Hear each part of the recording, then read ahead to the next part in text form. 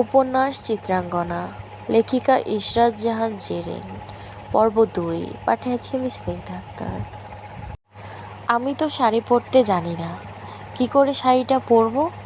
মানে একটু আধটু জানি, তবে নিজে পরলে ৯৯% খুলে যাওয়ার আশঙ্কা রয়েছে। তুমি কি আশা করছো আমি সিনেমার নায়কদের মতো তোমাকে শাড়ি পরিয়ে দেব? সিরিয়াসলি বউ? ফারহাজ ওয়াশরুমের দিকে গোসলের উদ্দেশ্যে পা বাড়িয়ে থমকে যায়। পেছনে ঘুরে পাথরের মতো মেরে দাঁড়িয়ে থাকা চিত্রাকে চোখ মেরে বলে, চলো একসঙ্গে ফরজ গোসলটা আদায় করে আসি। বউ?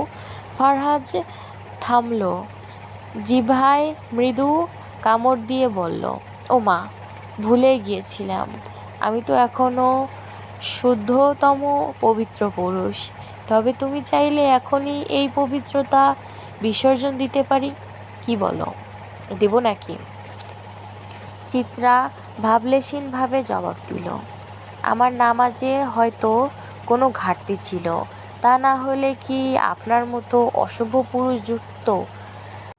ধ্যাত, আমার মুডের একেবারে আম্মা আব্বা করে দিয়েছে। এখন কিছু বললাম না, তবে পরে শুধু বলবো না, বরং অনেক কিছু দেখাবো। আর ফারহাজ থেমে বাঁকা হাসল, তারপর গুনগুন করতে করতে ওয়াশরুমে চলে গেল। চিত্রা নির্বাক চোখে চেয়ে রইল তার যাওয়ার পথে। লোকটাকে বোঝার চিত্রা জন্য দায়, তবে দায় তো হবেই।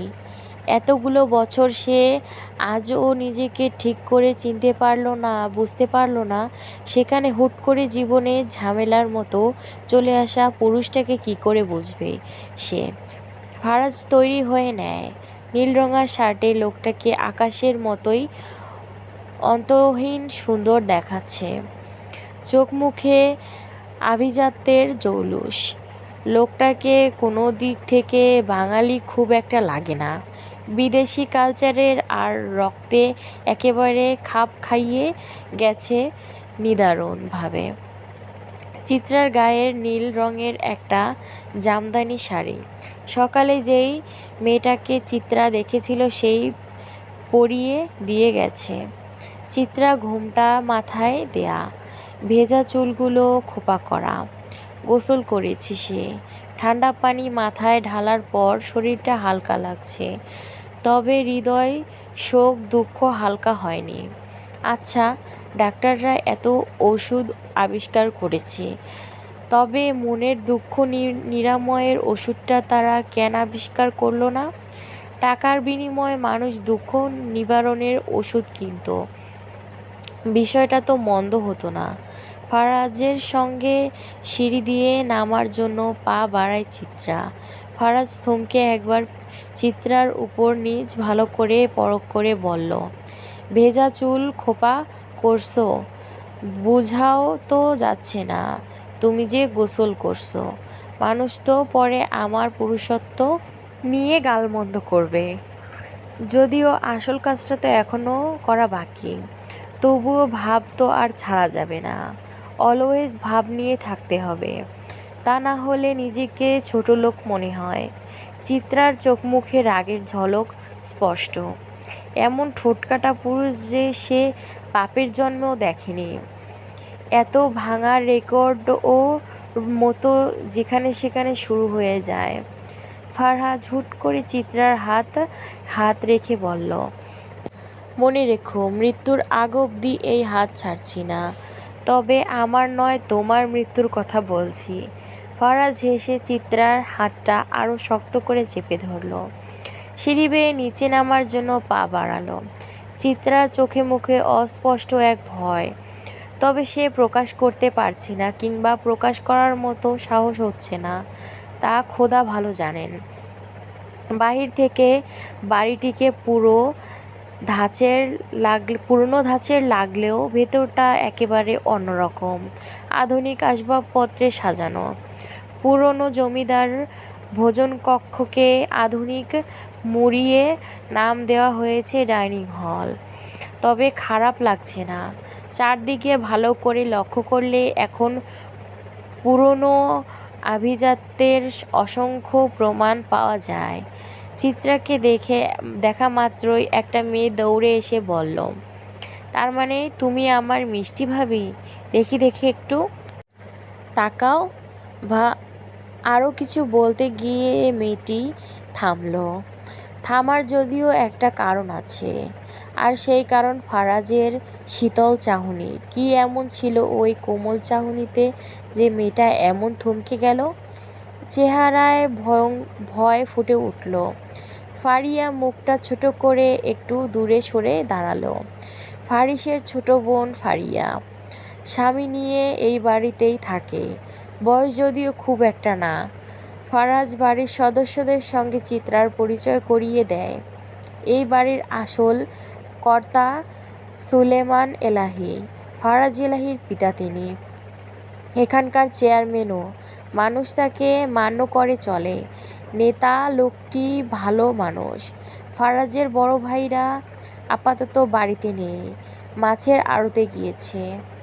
এলাহি পরিবারের মাছের ব্যবসা তবে খাটো নয়, অনেক বড়।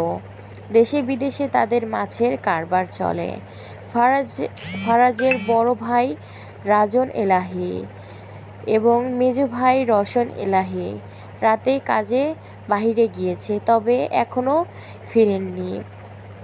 ফারাজের মা রুমানা এলাহি সঙ্গে চিত্রার প্রথম সাক্ষাৎ বেশ ভালো হয়। রুমানা চিত্রার মতো বউ ছেলের জন্য চেয়েছিলেন, তবে ফারহাজের চাচাতো বোন নিরুপমাকে কেমন যেন গায়ে পড়ুয়া লেগেছে, খানিকটা আবার অভিমানীও। খাবার টেবিলে নীরু ফারহাজের গা ঘেঁষেই দাঁড়িয়েছিল, তবে কারোর সঙ্গে কোনো কথা বলেনি, এমনকি চিত্রার সঙ্গেও নয়। তাতে আবার চিত্রার কিছু যায় আসে না। তবুও চিত্রা সকলের মাঝে প্রথম সাক্ষাৎ খুব একটা অস্তিত্ব বোধ করেনি। এ বাড়ির মানুষগুলো আসলেই বেশ মিশুক। কথায় কথায় তারা চিত্রাকে এমনভাবে আপন করে নিয়েছে যে তাদের সম্পর্ক বেশ পুরনো। একেবারে সবাই ফারাজ এলাহির বিপরীত। বাড়ির পুরুষরা খাবার টেবিলে বসেছে। পুরুষ বলতে আপাতত সুলেমান এলাহি আর ফারাজ এলাহি এখানে উপস্থিত। খাবার টেবিলে খাবার ভরপুর। গরম গরম ঘিয়ে ভাজা পরোটা করা হয়েছে, ফারাজের খুব পছন্দ। চিত্রা কাচুমাচু হয়ে ফারাজের পাশে দাঁড়িয়ে আছে। সে কাজ করতে চেয়েছিল, তবে সবার এক কথা, নতুন বউ যেন কাজ না করে। বাড়িতে কাজের মানুষের অভাব আছে নাকি? তুমি দাঁড়িয়ে আছো কেন? বসো, তোমার স্বামীর পাশে বসেই খাবে তুমি। ফারাজ চিত্রাকে তার পাশে বসতে ইশারা করলো। বাড়ির সবাই তাতে একটু চোখ মুখ কেমন করে তাকালো। পরক্ষণে সবাই স্বাভাবিক হয়ে যার যার কাজে মন দিল। চিত্রা অস্বস্তিতে পড়ে যায়। বাড়িতে এতগুলো মহিলা মানুষ আছে, তাদেরকে রেখে সে কী করে বেহায়ার মতো খাবার খেতে বসে পড়বে? তাছাড়া রাজনদের স্ত্রী নদী এই তো কিছুক্ষণ আগেই চিত্রাকে বলেছিল, এই বাড়িতে পুরুষদের খাওয়ার পরেই নারীরা খাবার খায়।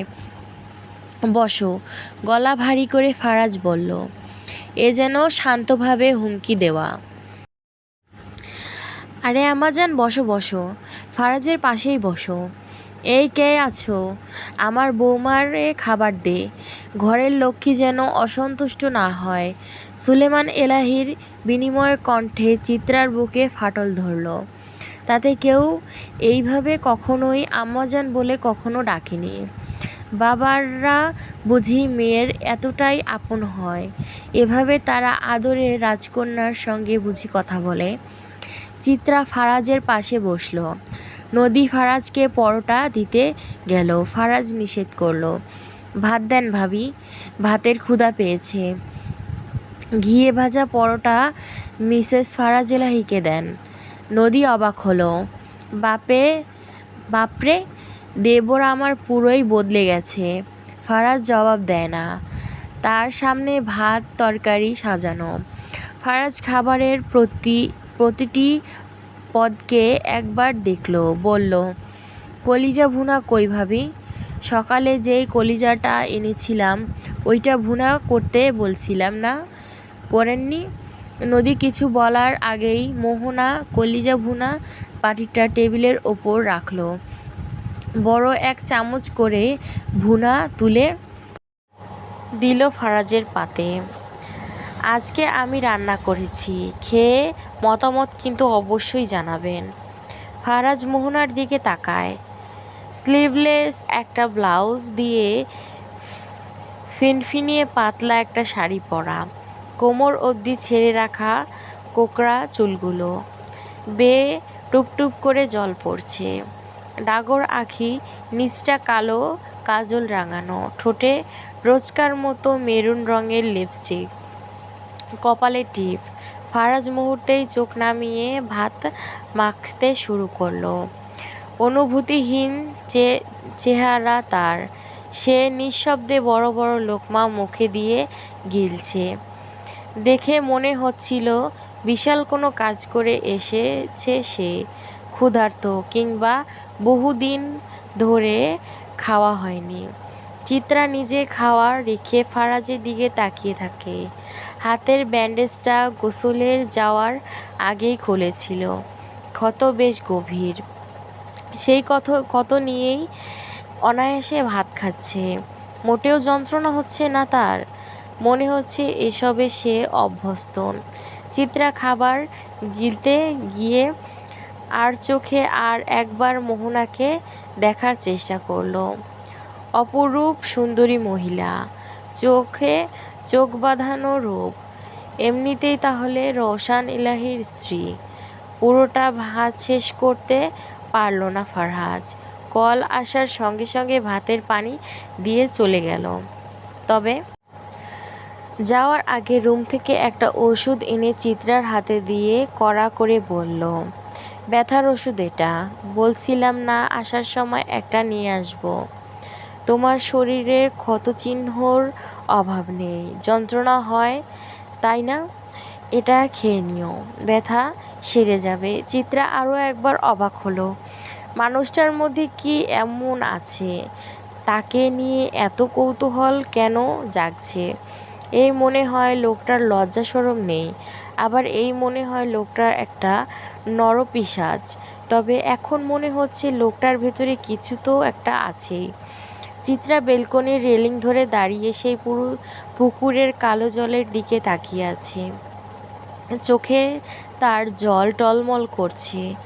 যে করেই হোক তাকে একবার হলেও বাজিতপুর যেতে হবে, সোহাগের মুখোমুখি হতে হবে।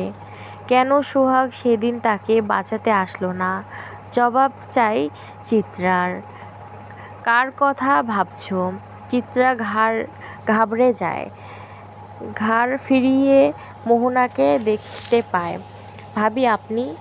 তোমার স্বামীর ঘর না মানে তোমার ঘরে আসা মানা?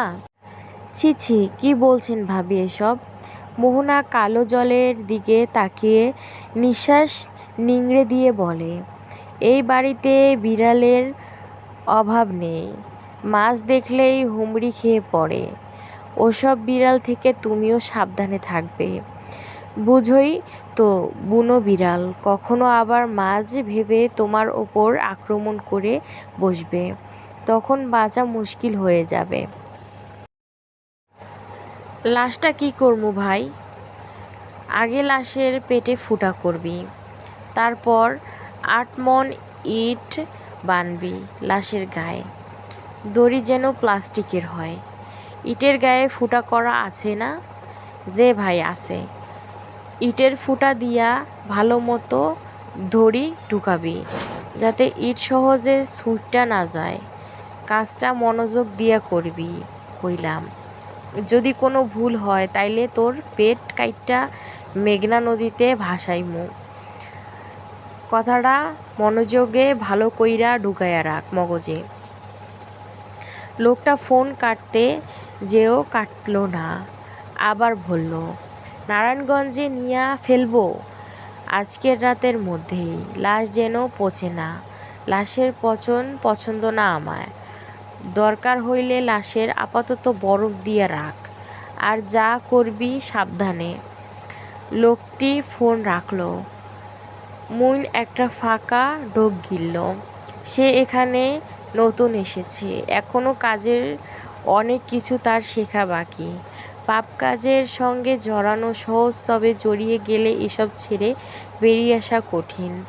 মুইন সব জেনেও এখানে এসেছে। তার আব্বা সদর হাসপাতালে ভর্তি, চিকিৎসার জন্য টাকা প্রয়োজন। আব্বার জন্য জেনেও এখানে এসেছে। তার আব্বা সদর হাসপাতালে ভর্তি, চিকিৎসার জন্য টাকা প্রয়োজন। আব্বার জন্য মুইন সব করতে পারে। জীবনের ঝুঁকি নিয়ে সে এখানে এসেছে। এভাবেই তো আর সে মরে যেতে পারে না। তাদের কর্তা, তাদের নেতা এখন ট্রলারে নেই। সে রাতের বেলায় আসেন, ভোরে আবার চলে যান। গুরুত্বপূর্ণ কাজ ছাড়া আসেও না। তবে মাঝে মাঝে আবার হুট করে তার আগমন ঘটে। মুইন ব্রাশে পেস্ট লাগিয়ে দাঁত মাজতে মাজতে লুঙ্গি গিট ঠিক করে। এখন তার কাজ নেই, কাজ সব রাতে। এখন সে সোজা হাসপাতালে যাবে তার বাবাকে দেখতে, সঙ্গে ছোট বোনটাকেও দেখতে আসবে। মা মারা যাওয়ার পর ছোট বোনটা সব একা হাতে সামলাচ্ছে, কখনো কোন আবদার করেনি। যাওয়ার সময় হাতে করে কিছু নিয়ে যাবে আজ সে। চিত্রার সঙ্গে অনেকক্ষণ যাবৎ খুঁটিনাটি কথা বলে মোহনা। বাড়িতে এত সব কাজের মানুষ থাকলে বাড়ির বউদের হয়তো এভাবেই শুয়ে বসে সময় কাটাতে হয়। তবে চিত্রার শরীর ম্যাজম্যাজ করছে। ছোট থেকেই তার কাজ করা অভ্যাস। এমন কোনো কাজ নেই যা চিত্রা পারে না। এখানে আসার পর ঘরের মধ্যে বসে থাকতে হয়েছে চিত্রাকে।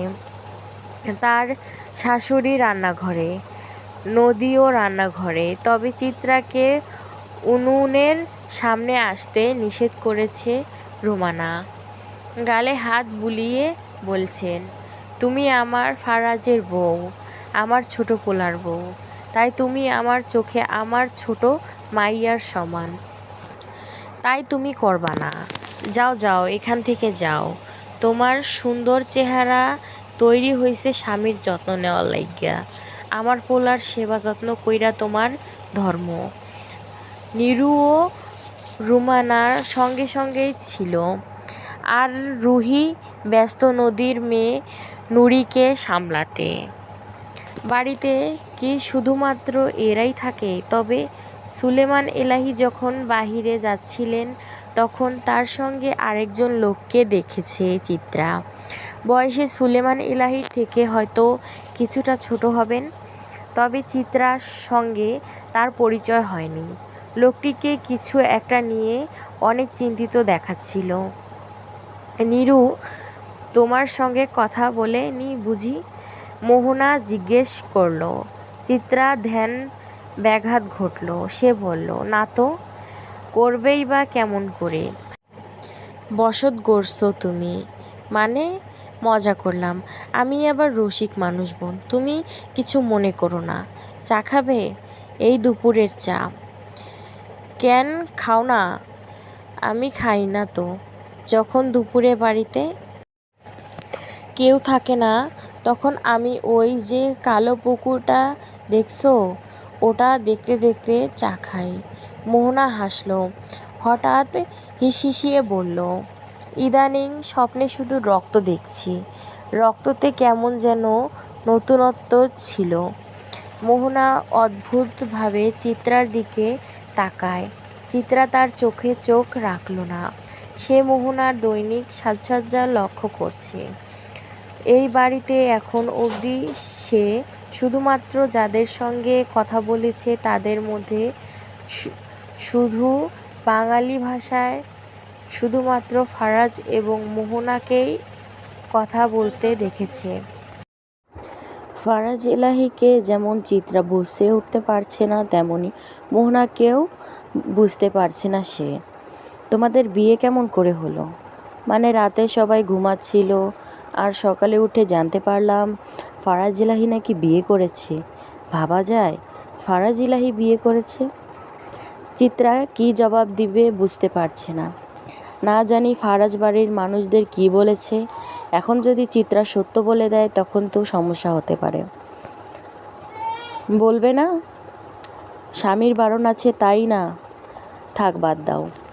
ভাবি, ভাই এসেছে, আপনাদের ডাকছে। দরজার সামনে দাঁড়িয়ে হাঁক ছাড়ল নীরু।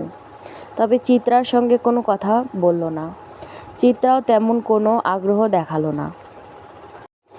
চাঁদ শব্দটা নিয়ে এখনও সে ভাবছে। বিষয়টি তার মাথায় ধরছে না। চলো চিত্রা, নিচে চলো। এখন বাড়িতে এক এক করে সবগুলো বীর, মানে এখন বাড়িতে পুরুষরা বাড়িতে ফিরবে। তোমার স্বামীও বাড়ি আসবে। সকালবেলায় তোমাকে নিজের ভাগের পরোটা দিল, এখন তো তোমারও উচিত স্বামীকে কিছু একটা দেওয়া। কি আছে তোমার কাছে? চিত্রা ভাবল, তার কাছে কি আছে? কিছুই তো নেই। সে তো নিঃস্ব। কিছুই নেই নাকি? মোহনা পুনরায় জিজ্ঞেস করল। না। চিত্রা সোজাসাপটা জবাব। একটা জিনিস আছে তো। চিত্রা জিজ্ঞাসু দৃষ্টিতে মোহনার দিকে তাকালো। তোমার জীবন? পুরুষ মানুষ কিছু নেওয়ার জন্যই তো কিছু দেয়, তবে যা দেয় তার চেয়ে বেশি কেড়ে নেয়। কথাটা মোহনার খুব যে খারাপ বলছে তাও নয়। চিত্রা মোহনার পেছন পেছন দোলনার সিঁড়ি বেয়ে নিচে নেমে আসে। বসার ঘরের চোখ যেতেই একসঙ্গে তিনজন পুরুষকে দেখে মাথার ঘুমটা আরও বড় করে টেনে দিল সে। পুরুষগুলো একে অপরের সঙ্গে কথা বলছিল। চিত্রার দিকে চোখ পড়তেই তাদের কথার প্রসঙ্গ বদলে যায়। এই যে এরা দুজন, তোমার বড় ভাসুর। উনি হলো রাজন, আমার স্বামী। আর উনি হলো রসান, মোহনার স্বামী। আর উনি হলো গিয়া তোমার দেবর, জোহান এলাহি, তোমার চাচা শ্বশুরের বড় পোলা। বল নদী। চিত্রা এখন মুহূর্তের জন্য চেয়ে একটা করে সালাম দিয়ে চোখ নিচে নামিয়ে ফেলল। আর আমি হচ্ছি মিসেস চিত্রা এলাহির আপন স্বামী, যার অনুমতি ছাড়া আপনি আমার স্ত্রীকে দর্শকের সামনে প্রদর্শন করছেন। কাজটা কি ঠিক হচ্ছে ভাবি? ফারাজের হাসিমাখা কণ্ঠেও যেন জানি সবাই থমকে গেল। তবে তারা ভাইয়েরা কিছুটি বলল না। না মানে ফারাজ, তুমি ভুল ভাবছ। চিত্রা, তুমি রুমে যাও। চিত্রা অবাক হলো। সামান্য একটা বিষয় নিয়ে কেউ এভাবে বলে? কিন্তু ফারাজ, আমি তোমাকে যেতে বলেছি না? ধমকে উঠল ফারাজ। এক মুহূর্তেই বাড়ির পরিবেশ বদলে গেল। চিত্রা দেরি না করে রুমের দিকে পা বাড়ালো। রাজন রোশান মুখে তীক্ষ্ণ হাসি, যেন দুনিয়া উল্টে গেলেও তাদের কিছু যায় আসে না। তবে জোহান চিত্রার যাওয়ার দিকে চেয়ে রইল। তার চোখে পলক পড়ল না। চিত্রা রুমে গিয়ে ধপ করে দরজা লাগিয়ে বিছানায় গিয়ে বসল। জানো, আর এবার চোখটা নামা, ফারাজ দাঁত পিষে বলল। জোহান তখন শান্ত, যেন কিছুই হয়নি কিংবা কিছুই হওয়ার নেই। সে বাঁকা একটা হাসি দিয়ে বলল, ভোগে নয় ত্যাগেই প্রতীক সুখ, মনে আছে তো? রান্নাঘরে মার্জিয়া আর মারিয়া রান্নার জোগাড় করছে। পুঁই শাক ভাজি করতেছে মারিয়া। হেরে মারিয়া, আমার সোহাগটা লইগ্যা তো বুকটা পুড়তাছে। বাপ আমার এখনও বাড়ি আইল না। আরে আম্মা, চিন্তা কইরেন না, হয়তো কোনো জরুরি কামে গেছে। আপনি জানেন না সোহাগ অনেক দিন ধইরা এমন উথাল পাথাল শুরু করছে। আচ্ছা, এই যে চিত্রারে যে তুইলা নিয়া গেল, ওই পোলা, হ্যাঁ আমার সোহাগরে কোনো ক্ষতি করব না তো আবার? হ্যাঁডাই আমি কেমনি কমু? আপনার পোলার লগে যে ওই মাইয়ার ফষ্টি নষ্টি আছে, ওইটা মনে হয় এলাহি সাহেব জানে না। জানলে কি আর এই সেমরিরে বিয়া করত? আইসা আম্মা, হেরা কি বহু বড় লোক?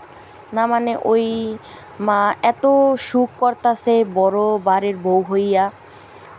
মনে হয় এলাচি বাড়ির বউ হইয়া গেল, মাঝখান দিয়া সবই কপাল।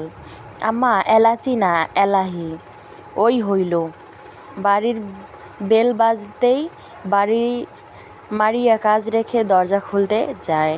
তবে দরজা খুলেই মারিয়া স্তব্ধ নির্বাক চিৎকার করে উঠল সে, আম্মু!